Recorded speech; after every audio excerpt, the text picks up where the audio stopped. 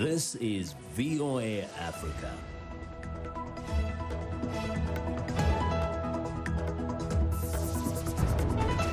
Hello, I'm Africa 54 Managing Editor Vincent Makori in for Esther Githuiwat. It's Wednesday, December the 9th.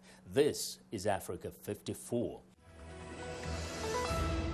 Due to the global outbreak of COVID-19, Voice of America is taking every necessary precaution to safeguard its employees. So our broadcast will look a little different today and in the near future as we, out of an abundance of caution, reduce our staffing at VOA headquarters here in Washington. We are working to help keep you informed about what's going on, and we appreciate your staying with us on Africa 54. Now, nearly 2 months after witnesses say police and the military opened fire on protesters in Nigeria, some relatives are still unable to find the bodies of their loved ones. Angela Okomado has the story. All Elisha Sunday knows about his brother's fate comes from photographs of a lifeless body draped in the Nigerian flag and a phone call from a stranger who said he watched 27-year-old Victor die. But he's not been able to find him. My mother wants my brother just to take him home and bury him as we're supposed to do. That is what we need right now. The call came from Victor's phone after midnight on October 21, just hours after witnesses say police and soldiers opened fire on demonstrators in Lagos who were protesting against police brutality. The voice on the phone said Victor had been shot dead at the Lekki toll gate. When Elisha went searching, he found blocked roads and heard shooting in the distance. It was later that he saw photos on Facebook appearing to show Victor, the big brother he had followed to Lagos, covered in blood. And it's my strength also because with him I know that we can make it. But now, since I'm alone like this... The police and military maintained that they were not involved in any shootings. Witness testimonies to a Lagos judicial panel said bodies were trucked away. The Lagos state government says those who lost family between October 19 and 27 should go to Lagos State University Teaching Hospital to identify bodies. Elisha says he has been turned away from the hospital 3 times. He fears his search will provoke a retaliation from the authorities, but says he will keep trying. He's the only brother that I have. Activists say many are too afraid to reclaim the bodies of their loved ones, leaving them with painful, unanswered questions nearly 2 months after Lekki. That was Angela Okomado of Reuters reporting. Even in Africa's most vibrant cinematic market, Ife stands out. The tale of love between 2 Nigerian women has delayed the controversial film's release, leading to a battle with the nation's censorship board. Viewers Anita Powell spoke to the producer and to African LGBTQ activists ahead of the film's Thursday online launch, and reports from Johannesburg. I told my mom first. Took her about him. In the Yoruba language of Nigeria, Ife means love. But this love story between 2 women in a society where homosexuality is largely shunned and where same-sex marriage is illegal. The nation's censorship board threatened to go after the film's maker for promoting homosexuality in a film industry that, despite its huge output, is largely conservative. That has led the filmmakers to not push for local release. They instead plan to drop it online on December 10th. Filmmakers here, mainstream filmmakers, usually shy away from telling stories that center LGBT people. And even when those stories are told, they are told from a very negative point of view. More than 30 African countries criminalize non-heterosexual relationships. In 2018, Kenya's first lesbian feature film, Rafiki, was banned at home, despite the fact that it was the nation's first piece to premiere at the prestigious Cannes Film Festival. So who should watch this film? US-based writer and filmmaker Noni Sama, who is Nigerian and transgender, said the answer is simple. Everybody. I think it's a big deal for queer people, for lesbian women, for people who are not lesbian women who, just want to watch stuff that's outside the mainstream narrative, or even people who might be uncomfortable. It's also a story of pain, says Adye, one that many members of the community can relate to. I was pretty much rejected by my whole family, especially my mom, who at some point asked me to move out of our family house. And later on, she asked me to change my family name. The same holds in South Africa, which was the first African nation to decriminalize homosexuality and allow gay marriage. Activist and storyteller Welcome Lashiva says even here, lesbians are overlooked and subjected to horrible treatment. The story of lesbian women is no different from the story of women in general in relation to men, because we live in a deeply sexist society, a deeply patriarchal society. So is Africa ready for this film? Adye will leave it to her characters, Ife and Adora, to answer that. We're lesbians. This is the perfect time. Anita, Powell, VOA News, Johannesburg.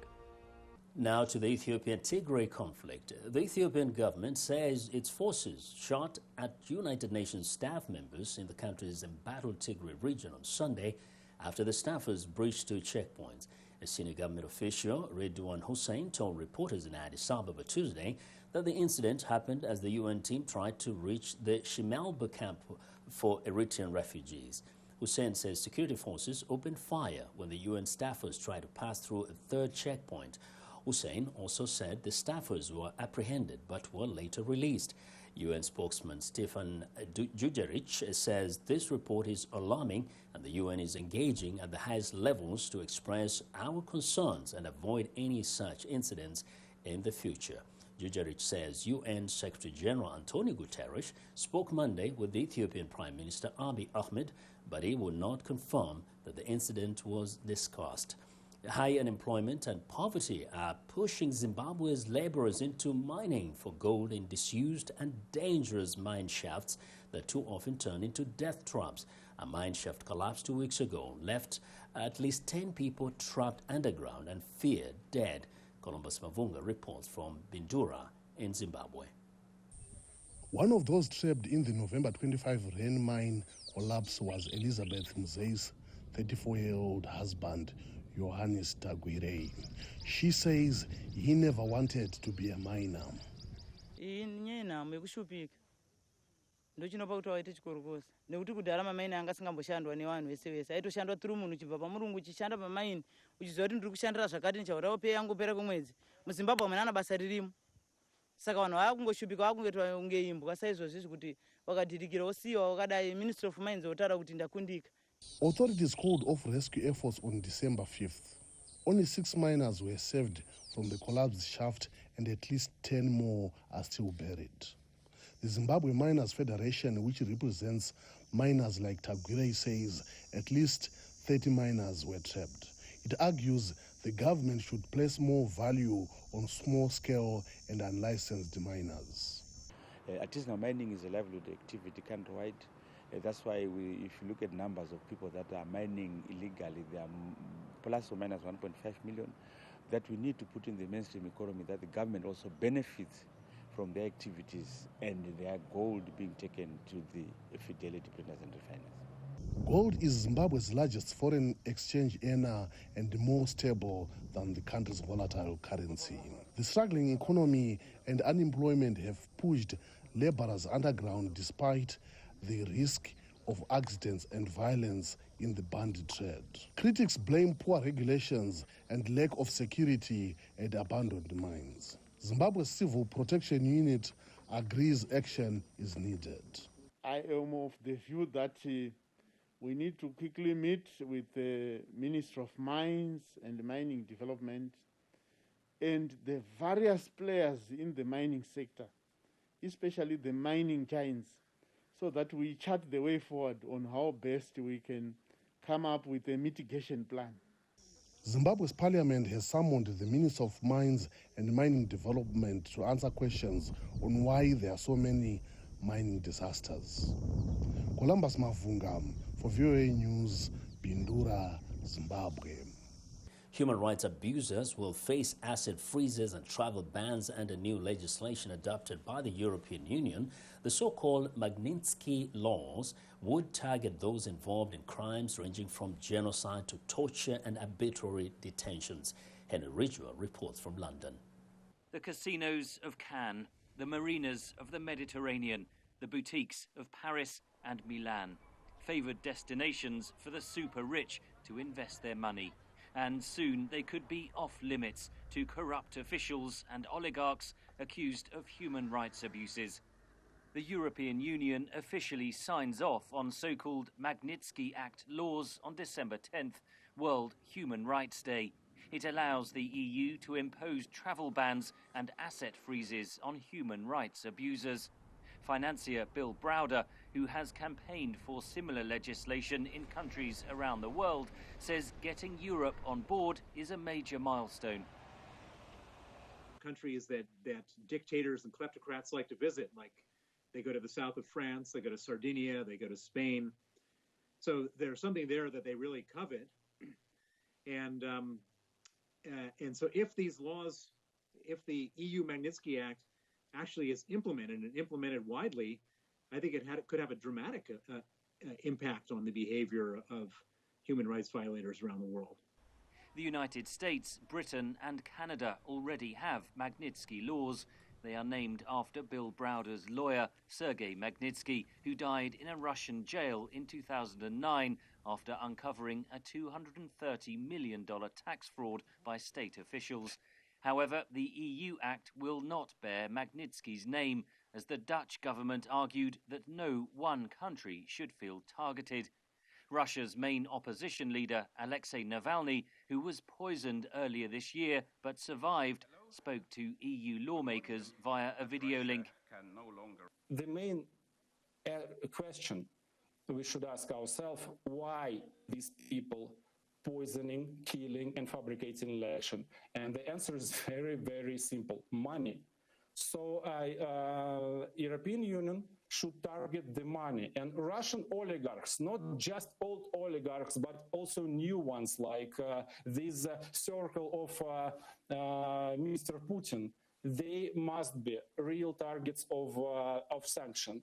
Russian President Vladimir Putin denies involvement in Navalny's poisoning from a nerve agent.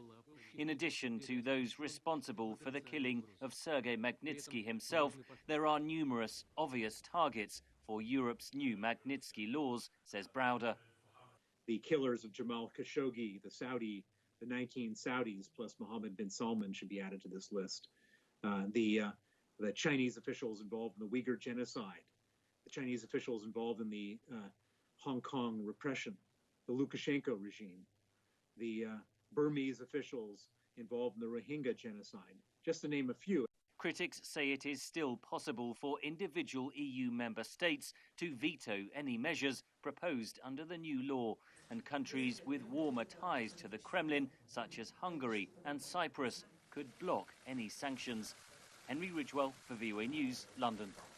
The World Health Organization has approved antigen-based rapid diagnostic test for the coronavirus in Africa, which the organization says will significantly boost testing capacity, marking a game changer in the continent's fight against COVID-19. The new rapid tests are easier to use and cheaper than the current PCR test and provide the results in just 15 to 30 minutes. Africa 54 health correspondent Lino Madu spoke with Dr. Fausta Moshe, Technical Office Lab for HIV, TB, hepatitis and sexually transmitted infections with the WHO's Africa Inter-Country Support Team for East and Southern Africa. She elaborates on the new test. Previously, the tests that were used were based on the nucleic acid identification, mainly the polymerase chain reaction test. And these tests are based on detection of genomic material of the virus that is found inside the virus. Vis-a-vis the antigen tests, as I've said, they're detecting the protein material that you can find them outside of the virus. Right candidates for rapid diagnostic tests, especially symptomatic patients or their contacts, whether they are symptomatic or they are not. but also in areas whereby you have community transmission. Rapid diagnostic test will be the best test because the possibility of finding a patient it's more. But then you'll find that when you are encountered with asymptomatic persons who do not have any history of contact to the patient or COVID-19 patient, we are not really recommend to use this test because of the possibility of a very little viral shedding, but then also in areas whereby we have very sporadic cases, or in areas whereby they've not yet reported cases, in terms of point of entry, whereby probably most of these passengers are coming from areas with low transmission, in hospital settings prior to elective procedures or blood donation. It's better to prefer to use nucleic acid test in situations like that. At the moment, we have around 2 million tests that are in the pipeline of being distributed to different countries in the region. These tests can be performed by non-lab personnel. Anyone who is any healthcare worker who is well trained can perform the test compared to the nucleic acid test. Because the test can produce results in a short time, it's very important as we are dealing with an outbreak, because we can easily identify cases timely, isolate them, and also trace all the contacts and quarantine them. That was Dr. Fausta Moshe of the World Health Organization's Africa region. Tension is building in Ghana on Wednesday, where residents are still waiting to hear which candidate has won the nation's presidential election. The two leading candidates, President Nana Akufo-Addo and former President John Mahama, say they are confident of victory based on their own tallies, as the schedule for the announcement of official results has been delayed. Ghana is seen as a solid democracy in an unstable region where election disputes this year have prompted fears of democratic backslide. Be sure to visit voasnews.com for the latest news on the Ghana election. Well, we're excited to hear what you think about Africa 54. Join the discussion on Facebook. The address is Africa 54. We're also streaming our broadcast live on Facebook. Please watch and share our show with your friends. Also, check out our headlines 24/7 on voaafrica.com. Still to come, a rising entrepreneur in Kenya's energy sector seeks to simplify life through technology. We'll be right back. Hello, welcome to Straight Talk Africa, live from the Voice of America headquarters here in Washington. I am Shaka Sali. Straight Talk Africa, we call it like it is. We discuss issues that reflect the interests of our audience without fear or favor. We are guided by facts, and I look at myself as a servant of nothing but the truth.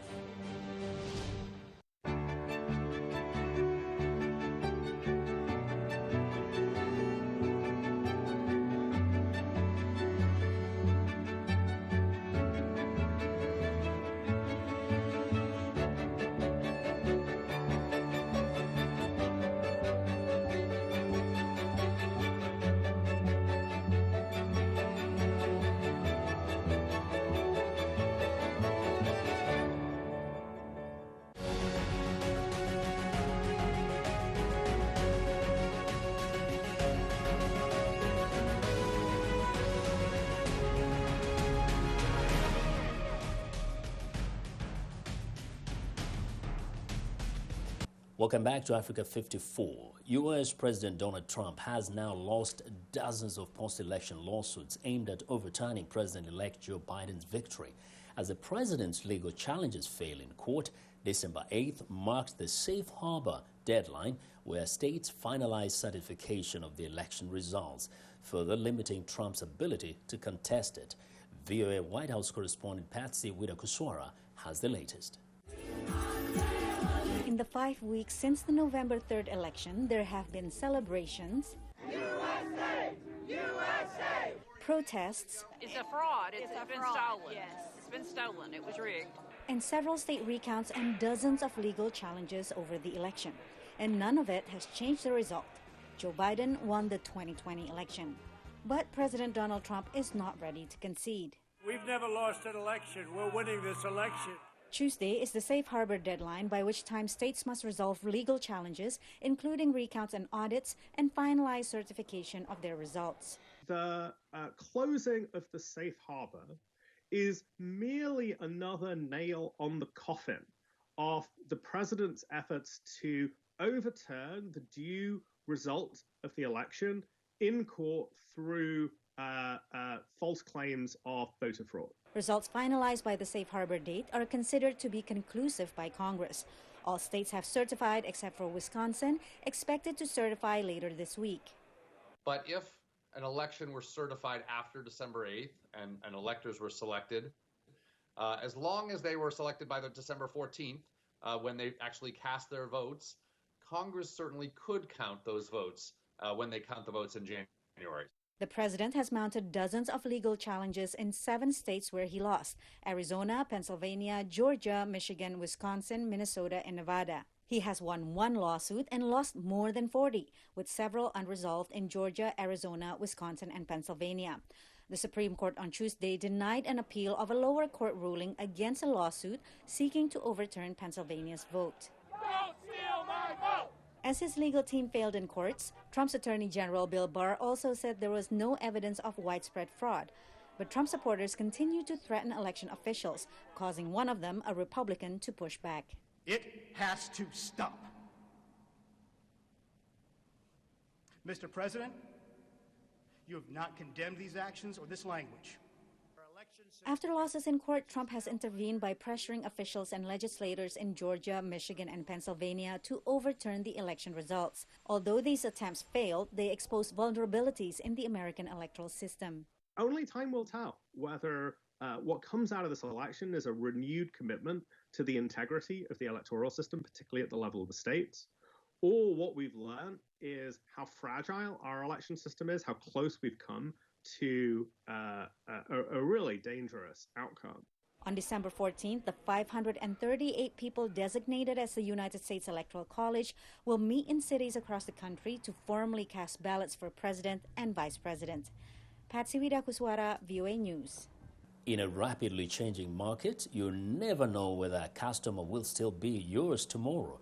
Earning customers' trust means delighting them with excellent user experiences, exciting new offers, and advice tailored to their needs. For more, Africa 54's technology correspondent Paul Ndion spoke to Ngaruya Kamau, a rising tech entrepreneur in Kenya's energy sector. Kamau and his team are simplifying life through technology. Ngaruya Kamau, welcome to Africa 54. Thank you very much. You are a budding entrepreneur in Kenya. Bring me up to speed. What have you been up to? What we're trying to do is to solve a consumer problem within the energy sector. And that's the problem is very simple. It's user experience. So, and we're starting from the basics. So when you talk about basics, we mean how do you pay your bill and all that stuff. So that's what we're trying to solve. When you talk about user experience, are you talking about the back-end customer service, or you're doing something else? The user experience starts primarily from the user's concern as of now. So the concern of this user is how much power am I using? How much is my bill? Okay, how can I tally back and see how much power I've paid for the last 1 year? Or 2 years, or the last 3 months. So you see, that's an interesting gap. So that's the basic I'm talking about. It's about what the consumer, the information about what they are consuming, the customer is consuming when it comes to power. To what extent are your services maybe going to extend to the ordinary person?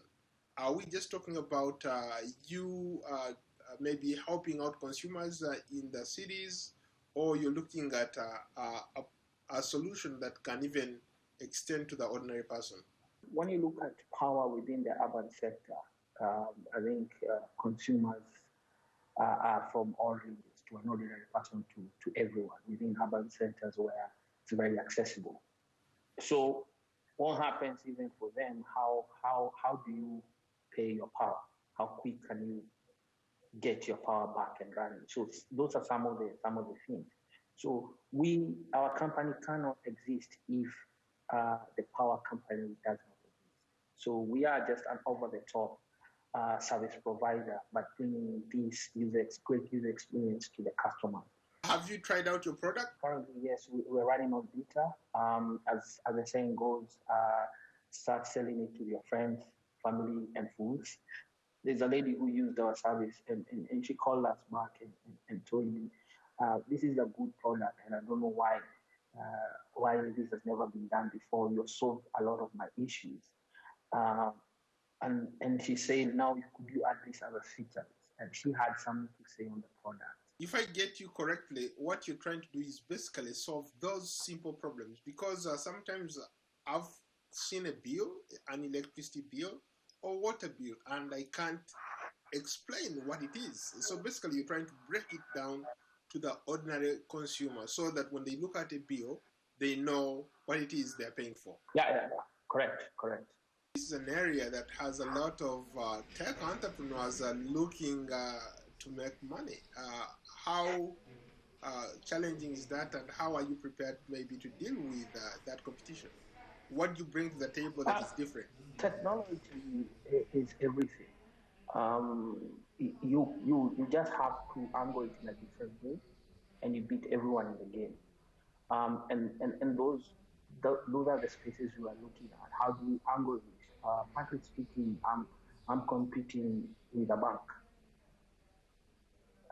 So my question is, how do I get the bank to use me as their platform in their app? That's the future I'm looking at. Interesting. How big is the tech industry or the energy industry where you're trying to make some money? It's a big market. We're talking more than 6 million homes on the national grid, so it's quite a huge market. How about the issue of security? You're dealing with payments here. A lot of people, there are a lot of scammers on the internet. How are you prepared maybe to stop those guys from hacking into your system, and how secure is your system? Security is everything. Simply put, we have the best technical people who are managing our security and the data, and that's the best thing you can do. Make sure your data is secure and it's secure. Well, thank you so much for your time. Yeah. Thank you very much, sir. That was Africa 54's tech correspondent Paul Dio speaking to Ngaruya Kamau, a tech entrepreneur in Nairobi, Kenya. And that's our show for today. Be sure to watch Africa 54 on our website at voaafrica.com. From all of us in Washington, thanks for watching.